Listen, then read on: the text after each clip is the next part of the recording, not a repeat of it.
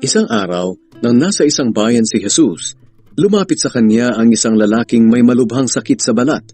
Lumuhod ito sa harap niya at nagmakaawa na pagalingin siya. Panginoon, kung gusto niyo po, mapapagaling niyo ako upang maituring akong malinis. Hinawakan siya ni Jesus at sinabi, "Gusto ko, luminis ka." At gumaling agad ang kanyang sakit. Sinabihan siya ni Jesus, "Huwag mo itong sasabihin kahit kanino. Sa halip pumunta ka sa pari at magpasuri. Pagkatapos maghandog ka ayon sa iniutos ni Moises bilang patunay na malinis ka na." Pero lalo pang kumalat ang balita tungkol kay Jesus. Kaya dumating ang napakarami pang mga tao upang makinig sa mga aral niya at upang mapagaling sa kanilang mga sakit. Pero laging pumupunta si Jesus sa ilang at doon nananalangin.